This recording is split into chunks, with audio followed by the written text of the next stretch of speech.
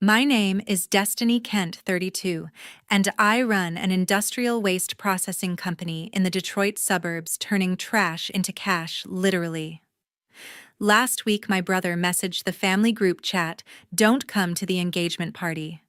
People will smell the sewer on you." Everyone dropped laughing emojis. Someone added, "The trash sweeper should know her place." I didn't reply. I just shot a quick text to the venue manager, "Hold the payment records for me." That was it. Next morning, my phone blew up. The manager's voice shook. "Destiny. What did you just do? If you've ever been dismissed by the people who share your last name, hit that like button and subscribe because this story's about to get messy and you won't want to miss the fallout." That afternoon, my phone rang from the nursing home and Grandma Evelyn's voice came through sharp as ever. "Destiny," I heard Sawyer running his mouth again. She said, without hello, "Don't let that boy make you doubt yourself. Your company handles thousands of tons of waste every month. He just talks." I leaned against the office trailer at the processing yard, the hum of compactors in the background. Grandma had always been my backup, the one person who saw the business for what it was: hard-earned success. It started 4 months earlier.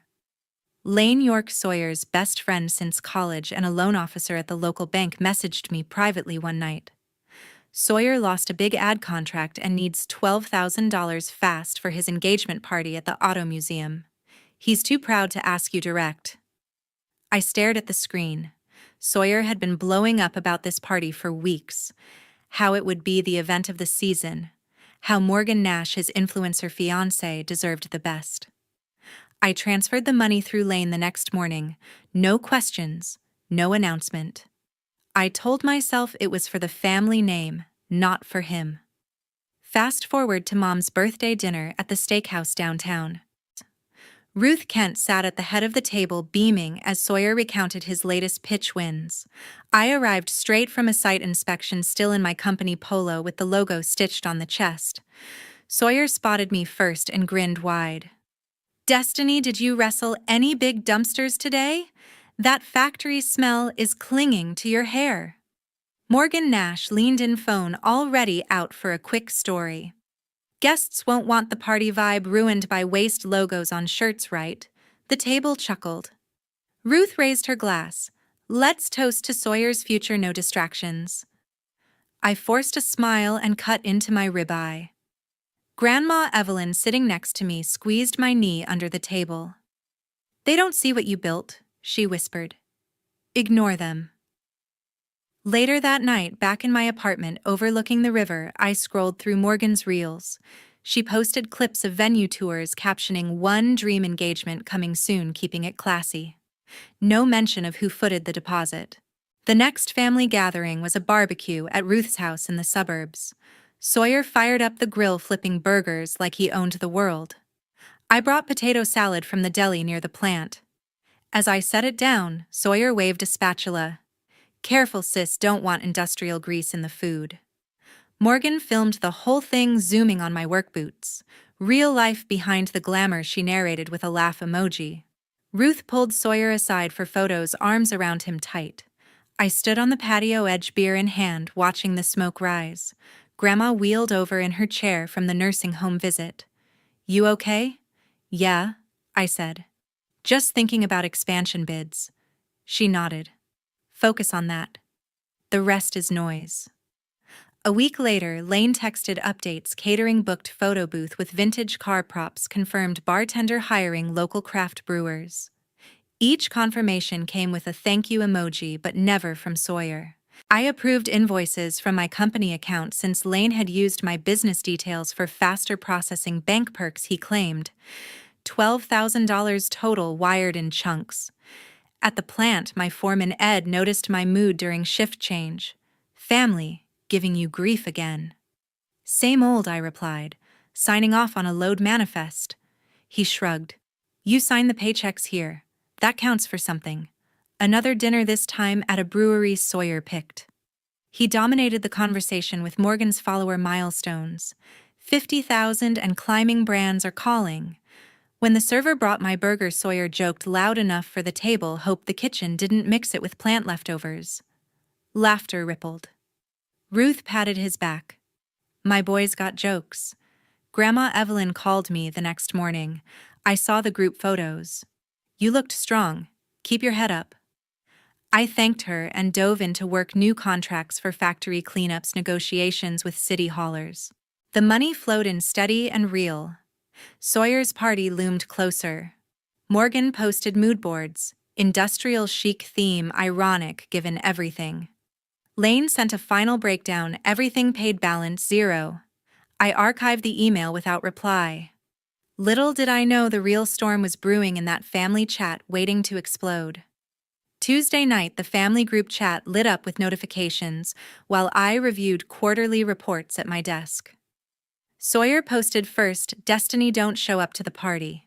We don't want the venue smelling like sewer from you." Mom dropped a laughing emoji right away and typed, "Know your place, honey." Cousin Finley added a string of fire emojis. Lane stayed silent. Morgan sent a gif of someone holding their nose. I set the phone face down and opened the banking app on my laptop. The contracts Lane had set up all listed my company as the payer business account, perks for quick approvals. First, the auto museum deposit $3,000 for the hall rental. I hit cancel on the recurring charge. Confirmation popped, refunded. Next, catering for steak dinners and sides for 150 guests, $5,000. Another tap, another refund. Photo booth with industrial props to match the theme, $2,000. Gone.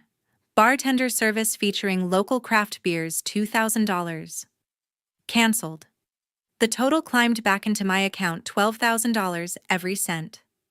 I closed the app and stared at the balance. No anger, just clarity, like signing off on a completed haul. My phone buzzed again, this time.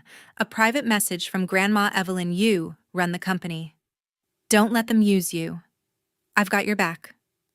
I replied with a heart emoji and powered down the laptop. Earlier that day, I'd met with city officials about a new landfill contract. They praised our efficiency, asked about scaling up. Sawyer's party felt distant already. At the plant, trucks rolled in with loads from auto factories, metal shavings, coolant, sludge, packaging, waste. My team sorted it all, turning potential fines into revenue streams. Sawyer had once toured the facility during high school, whining about the noise. Now he acted like his marketing gigs outshone everything. Mom's birthday toast replayed in my head, but I pushed it aside. The refunds processed clean. I drove home through quiet suburbs, windows down, letting the evening air clear my thoughts. The museum manager would notice soon enough. Back in my kitchen, I poured a glass of water and checked vendor emails. All auto payments stopped, no alerts yet. Finley posted a poll in the chat. "Who's excited for the party?" Votes poured in from aunts and uncles. I muted the thread and opened a spreadsheet for next quarter's projections. Expansion meant hiring more drivers, upgrading compactors. Real growth. Evelyn's message glowed on the screen. She'd seen too many family favors go sour over the years. The clock hit 10. I locked up set alarms for the morning shift. Truck started at 5. Sawyer's words lingered, but the refunds felt final, like closing a gate on overflow. I slept without checking the chat again. The next morning, I arrived at the yard before dawn. Ed handed me the manifest for incoming loads from 3 factories. We coordinated routes, adjusted schedules for peak efficiency. By noon, I reviewed bids from suppliers for new shredders. Numbers added up solid. Lane had forwarded the final venue contract weeks ago, highlighting my company tax ID for deductions. I'd signed off without second thought. Now, every line item sat refunded. I grabbed lunch from the food truck outside, tacos with extra hot sauce. Sat on a crate watching cranes lift containers. A text from Evelyn, "Proud of you for drawing the line." I smiled and pocketed the phone. Afternoon meetings with environmental compliance officers ran smooth. They extended our certification another year. Back office, I updated payroll. Raises approved for top performers. The chat stayed muted. No new pings. Evening shift change, I briefed the night crew on priority hauls. Everything ran like clockwork. Drove home as sun set over the river. Radio played old rock. Showered off the day, cooked simple pasta. Ate at the counter, scrolling industry news. Evelyn called before bed. Heard anything yet? Not a word, I said. Good. Let them figure it out. We talked about her garden at the home, new tomatoes coming in. Hung up feeling grounded. Set phone on charger, lights out by 11. Dreamed of open roads and full trucks. The next morning at 7, my phone rang with an unknown number from the museum. The manager sounded frantic. Payments canceled. Contract voids in 48 hours unless reloaded. I let him talk, sipping coffee at the kitchen counter. He detailed the deposit loss setup crews on standby, lighting rigs half installed. Before hanging up, he asked for immediate wire transfer. I said I'd review and ended the call. A text from the caterer followed: steak orders for 150, need confirmation today or release the meat. I archived it. Lane messaged privately, Sawyer's freaking out. I had to tell him your company was on the contracts to avoid blame. I didn't respond. An hour later, notifications exploded. Morgan went live on reels from her car dashboard, makeup streaked. Future sister-in-law canceled our party out of jealousy for our happiness. Comments flooded, heartbreaks, question marks, fire. She read a few, a loud voice cracking about dreams shattered. Viewers climbed past 10,000 in minutes. She tagged the venue caterer, everyone. Finley jumped in with her own reel, stitched clips of Morgan's tears, overlaid text: waste company, boss kills, engagement bash, Kent family drama. Hashtag Yorkshire Kent chaos, trended local. 200,000 views in 4 hours. I watched from the office trailer between truck dispatches. Ed walked in with load tickets. Social media blowing up your name.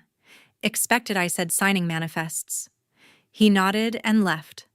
More vendor emails, photo booth operator panicked about prop returns, bartender worried about keg deposits. I forwarded nothing. Morgan's live shifted to Q&A. She thinks money controls everything. Followers sent virtual gifts. Finley posted update screenshots of my company website, caption: meet the party killer. Likes poured in. At the yard, operations continued. Drivers unloaded chemical drums, sorters separated recyclables. Revenue ticked steady.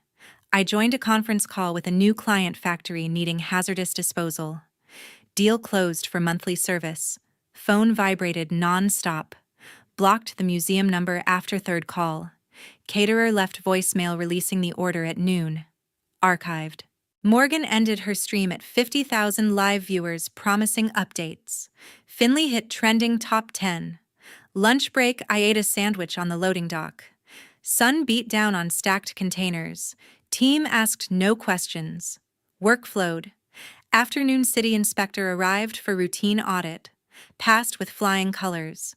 Paperwork signed, photos taken for records. Lane tried calling twice, ignored. Morgan posted stories, venue empty, tables bare. Caption: heartbroken. Finley added polls. Whose side are you on? Votes skewed against me. I reviewed fleet maintenance logs. Tires rotated, oil changed. End of shift, briefed replacements. Drove home as traffic thinned. Supper was takeout salad. Ate while checking emails, new bids incoming. Morgan's follower count jumped 5,000. Finley messaged, this is gold content. No reply. Showered, changed into sweats. Opened laptop for personal finances. Balance healthy. Vendor alerts stopped after caterer confirmed release. Museum emailed formal notice, contract terminated. Archived. Scrolled industry forums. Peers shared expansion tips. Bookmarked useful threads. Phone on silent. Read a chapter of a business book. Lights out early. Trucks tomorrow at dawn. At 3 that afternoon, the doorbell rang while I sorted invoices in the home office. I opened to find Morgan on the step, eyes puffy, mascara smudged down cheeks. Destiny, can you give the money back? I've lost all my reputation. I crossed arms. You sweep trash you can't afford. She clutched her phone like a lifeline. Brands are pulling out. Followers hate me now. I stayed in the doorway. Build on your own next time. She pleaded for 5 minutes, voice rising, neighbors' curtains twitching. I shut the door mid-sentence. Mom rang immediately. First call. Destiny, help your brother, he's the family pride, ignored. Second, think of the shame on us all. Declined. Third, you're breaking his heart. Straight to voicemail. Fourth pickup or regret it, I block the number. Grandma Evelyn called right after. Don't listen to your mom. You're the boss, protect your company. Thanks, Grandma, I said, voice steady. She shared a quick story about Dad's old business mistakes, how favors sank ships. I listened, leaning on the kitchen island. Morgan's car lingered outside another 10 minutes, engine idling. Finally drove off. I unblocked work lines only. Checked security cam, empty street. Brewed tea, sat on the couch. Evelyn texted a photo of her nursing home flowers. Caption, strong roots. Smiled and saved it. Opened company dashboard. New inquiry from a parts supplier, bulk disposal quote.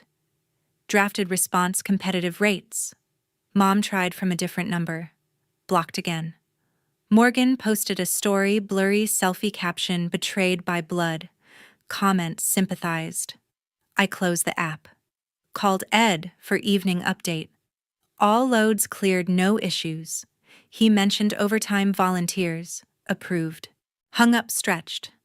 Walked the backyard, checked fence line. Neighbor waved over hedge, asked about recycling pickup. Gave schedule. Back inside, prepped dinner, grilled chicken veggies. Ate at table, no screens. Evelyn called back. Sawyer's pacing at Ruth's. Let him stew. Will do. We discussed her physical therapy progress. Ended call warm. Washed dishes, loaded washer. Reviewed tomorrow's agenda, client site visit, equipment demo. Set outfit aside. Morgan's follower drop hit newsfeed, down 2,000. Ignored. Read email from legal standard contract reviews. Flagged priorities. Showered dried hair. Journaled 3 goals for quarter. Lights dimmed by 9. Slept deep. Next day, I drove to the supplier's plant for the quote walkthrough. Managers impressed with our certifications. Shook hands on tentative terms. Stopped at bank to deposit checks from prior jobs. Teller chatted about local events. Grabbed coffee, returned calls from team leads. Afternoon conference with safety officer, updated protocols. Signed off. Checked personal mail bills, paid auto. Evelyn sent voice note, heard Morgan crying on phone to Ruth. Listened once, deleted. Prepared presentation for city council bid. Slides polished. Ordered supplies online for office. Confirmed delivery. Evening run around neighborhood. Cooled down, stretched. Cooked stir-fry, added spice. Watched documentary on waste innovation. Took notes. Bed by 10. Routine, solid. 3 days later, an email from the museum arrived with the subject line in bold. Contract officially terminated. Guests received cancellation texts from Sawyer's phone, venue unavailable, no reschedule. Replies flooded, regrets, confusion, some anger. Sawyer's agency emailed termination that afternoon. Personal drama impacting brand image. He packed his desk by 5. Morgan learned 4 sponsors dropped morality clauses triggered by public meltdown. Emails cited reputation risk. Finley released final real luxury setup, mocked against empty hall voiceover from glam party to trash fest. 1.5 million views overnight. Sawyer moved into mom's spare room that weekend, boxes stacked in garage. Ruth cooked his favorites, defended him to neighbors. 3 weeks in arguments escalated over bills. Mom snapped, I can't support a freeloader. Sawyer left with duffel bag, no destination. I read the museum notice during breakfast meeting with investors. They committed to funding new sorting line. Signed papers. Drove to site for groundbreaking photo. Shovels and dirt, smiles for press. Agency gossip reached Ed Sawyer, blacklisted locally. He shrugged during briefing. Morgan's profile went dark after sponsor exodus. No new posts. Finley monetized views, bought better camera. Sawyer couch surfed with college buddies. Jobs rejected resumes. Ruth changed locks after final fight. Called relatives for sympathy. Got silence. I expanded routes to neighboring counties. Trucks added, staff hired. Training sessions ran smooth. Quarterly profits up 20%. Board-approved bonuses. Morgan applied for retail gigs online. Interviews flopped. Finley collabed with drama channels. Income spiked. Sawyer sold watch for rent. Pawn ticket in wallet. Ruth hosted bridge club, avoided topic. Neighbors whispered. I attended industry conference, keynote on sustainable disposal, networked with peers, exchanged cards, flew home first class, upgraded fleet tracking software, installed across vehicles, real-time efficiency, Morgan temp agency placement, office cleaning, short shifts, Finley hit million subscribers, merch line launched, Sawyer odd jobs delivery apps, tips barely covered gas, Ruth listed spare room online, renter moved in. I closed major contract with auto giant, multi-year deal, celebrated with team barbecue, steaks on grill, laughter loud. Morgan's old followers forgotten. Finley teased sequel series. Sawyer blocked family chat. No replies. Ruth shopped alone, cart half full. I planned vacation first in years. Beach destination, booked flight, packed light. Company ran without me. Delegated authority. Board confident. Morgan shifted to night cleans. Uniform plain. Finley vacationed overseas. Posts viral. Sawyer motel week to week. Savings drained. Ruth reconciled with silence. No calls. I boarded plane relaxed. Seat reclined. Future clear. 2 months later, midnight inspection at the waste yard began under floodlights. I walked the perimeter, clipboard in hand, checking containment seals. A temp worker pushed a bin near the compactor's Morgan head-down uniform baggie. She froze when our eyes met. Need a waste company, boss? I asked. Morgan dropped the handle and bolted toward the gate.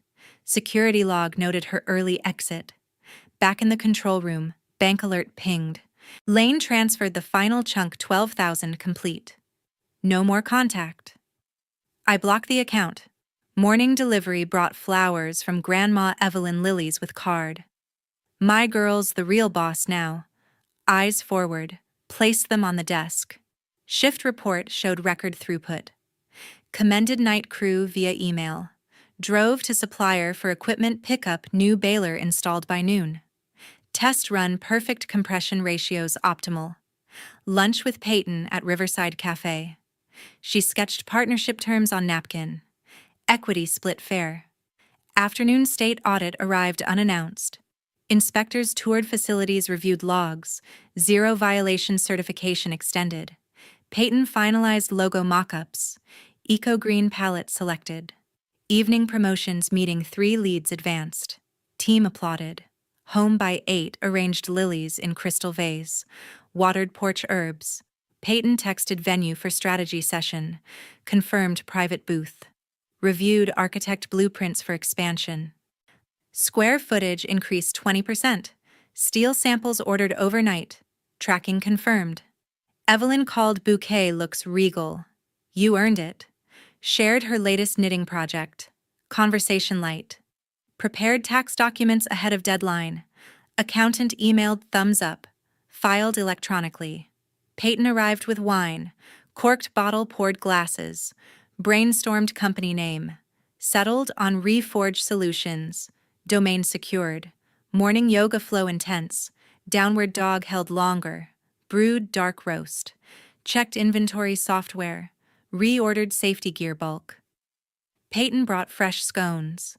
Tasted blueberry. Designer delivered first proofs. Approved with minor tweaks. Walked neighborhood trail. Neighbor asked about compost program. Provided sign-up link. Grilled salmon fillets. Served with lemon quinoa. Ate under string lights. Journaled revenue targets. Exceeded projections. Peyton planned site visit. Scheduled tour. Slept without alarm. Woke naturally at 6. Gym circuit complete. Showered, dressed sharp. Office flowers blooming strong. Inspired daily hustle. Met contractors on site. Foundation poured smooth. Timeline ahead. Peyton handled permits. All cleared. Team lunch catered. Tacos popular. Afternoon supplier negotiation. Discount locked. Evening wind down. Read industry report. Highlighted trends. Peyton messaged excitement. Replied enthusiastic. Lights out by 10. Dreams of growth. 1 year later, I stood ready to cut the ribbon at the new industrial recycling plant. Peyton flanked me, scissors in hand, as cameras flashed from local press. The facility sprawled over 10 acres, state-of-the-art sorters, massive shredders, zero-waste loops for metals and plastics. We'd scaled from regional halls to full manufacturing partnerships. Grandma Evelyn arrived in her wheelchair, pushed by a nurse, eyes bright under the sun. She took the ceremonial scissors first, snipped the red tape with steady hands. Crowd applauded, staff, investors, city council. Evelyn pulled me into a hug. Proudest of you, kid. I held tight, smelled her familiar lavender. Peyton and I toured guests through the main hall. Conveyors hummed, separating aluminum from steel in real time. Engineers explained efficiency metrics, 98% recovery rate. Buffet tables offered sustainable catering, compostable plates, local produce. Team wore new uniforms with Reforged logo. Morale high. Evelyn sampled the mocktails, chatted with Ed about old factory days. He beamed, promoted to operations director. Investors toasted projections, triple revenue in 3 years. Champagne flowed. Peyton whispered expansion phase 2, national contracts incoming. I nodded. Vision clear. No messages from Sawyer, Morgan, Ruth, or Lane in 12 months. Phones silent on that front. Evelyn wheeled to the dedication plaque built on resilience. She traced the letters. Photo ops captured the moment. Staff gifted me a custom hard hat engraved Boss. Wore it proud. Peyton handled interviews smooth and confident. Headlines drafted, Women-led recycling empire rises in Detroit. Evening reception under string lights. Live band played Motown classics. Danced with team members. Evelyn joined a slow song, wheelchair swaying. Laughter filled air. No thoughts of past drama, only forward momentum. Peyton and I cut the celebration cake, chocolate with green icing. Fed each other bites. Guests mingled till dusk. Cleanup crew efficient, zero waste left. Evelyn hugged goodbye. You did it without them. Drove her back to the home. Tucked her in promised weekly visits. Home by midnight. Peyton stayed, planned honeymoon phase for business. Slept entwined. Woke to sunrise over the river. Coffee on balcony. Checked dashboards, first shift already crushing goals. Smiled at the plaque photo on my phone. Sometimes disappearing teaches others to value your sweat. Future unlimited.